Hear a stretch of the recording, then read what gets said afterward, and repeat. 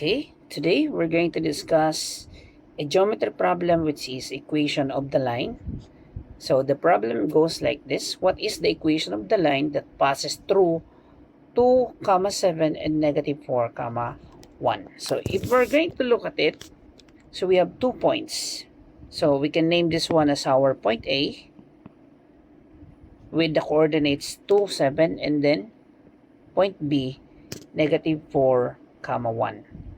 So now we're going to look at the equation of the line wherein that particular line we're going to pass through 2, 7 and negative 4, 1. Okay, take note that we have the formula y minus y sub 1 is equal to m times x minus x sub 1. So we have that formula. So here, we have m as our slope. This is our slope. But notice in the formula, we don't, in the given, we don't have the slope yet. So we need to solve for the slope. So what's the formula for finding the slope? So the formula for finding the slope is just simply the rise over the run. Of course, rise over run. So rise over run. Or simply we have, okay, right, we have y sub 2 minus y sub 1 all over, we have x sub 2 minus x sub 1. So rise meaning that's the vertical movement, and then the run is the horizontal movement. Okay, the movement in the x-axis and the movement in the y-axis. So we can have this one as our x sub 1, y sub 1, this is our x sub 2, and this one is our y sub 2. So in this case, let's substitute that. So we have our y sub 2 is 1 minus y sub 1 is 7 all over, we have our x sub 2 is negative 4 and then our x sub 1 is 2. So therefore we have here negative 6 over negative 6. So therefore the slope is simply positive 1. So that's the slope. Now let's substitute that slope in the given equation. We will now be using this equation. Alright, so we have y minus y sub 1. Our y sub 1 is 7 is equal to m. Our m is 1 and then times x minus x sub 1. Of course our x sub 1 is 2 here. So now we have to simplify. Of course we're gonna be distributing or multiplying 1 to x minus 2. So 1 times x is just simply x. 1 times negative 2 is just simply negative 2. And then here we just need to copy. Now, what is the equation? We have to transpose this one, or we have to remove 7 on this side. So we're gonna be adding 7 on both sides. So now we cancel this out. So y is equal to x plus 5. So this is the equation that we are looking for, and this is our final answer. Okay, so let's have another problem. Second problem would be, okay, right, so let's have the second problem. Let me erase this one first. Okay, so what's the second problem? The second problem, what is the equation of a line?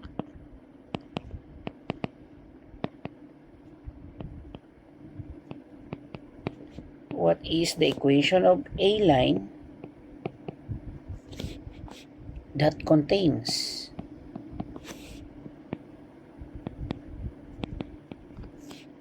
the origin So meaning the intersection of x and y, origin 0, 0, and is parallel. So that is parallel to another line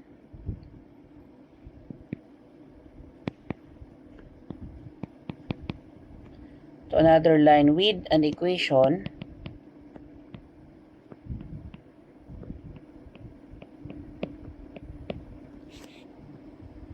of 3x plus 4y minus 5 is equal to 0.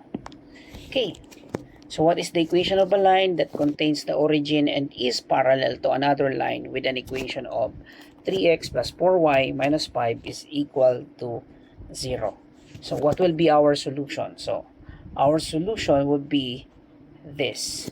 So the slope, of course, we need to have the slope because as we all know, we have the given equation here.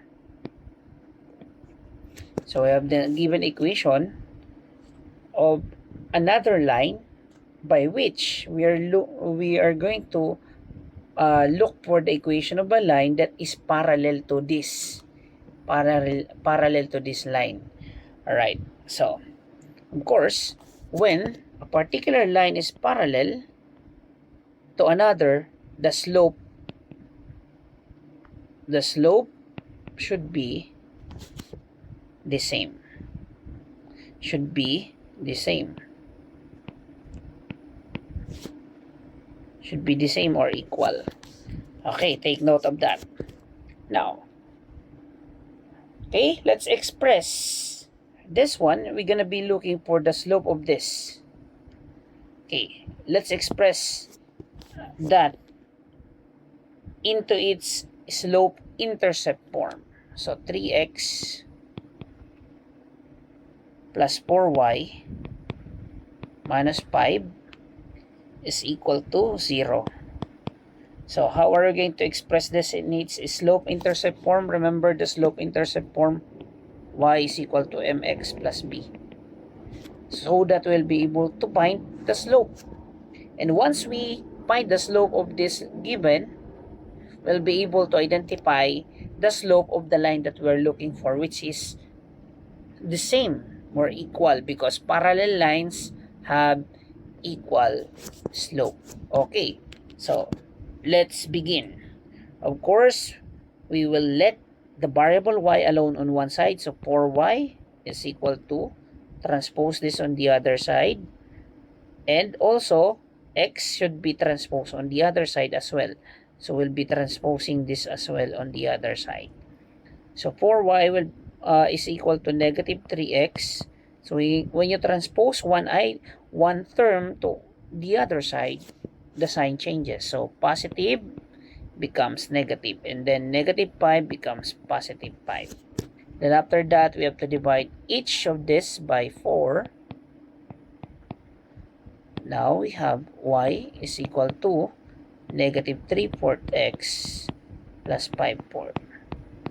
Now, as we can see, we now transform the given equation into slope intercept form, wherein we can now identify m. Our m is this. So m is equal to negative 3/4. Okay, that's the slope of the line. So, according to the problem, the line passes through 0, 0. Okay. So, the line passes through 0, 0, which is, in this case, it was mentioned that it passes through the origin. Okay.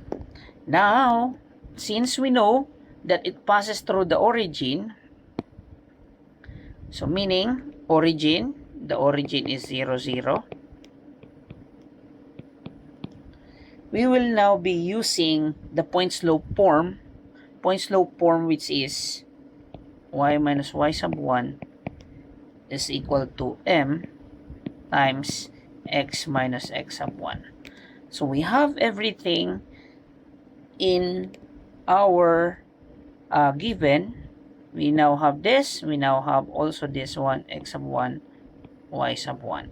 So that we'll be able to compute or solve for the equation of a line that is parallel to this equation. Alright, so let's just substitute. Y minus y sub 1, our y sub 1 is 0, is equal to m, the slope is negative 3/4, and then x minus our x sub 1 is 0, of course. So now we have y minus 0 is y is equal to negative 3/4, and then x minus 0 is x. So therefore, this is the equation that we are looking for. And this is our answer to the problem. So again, we are looking for the equation of a line that contains the origin and is parallel to another line. So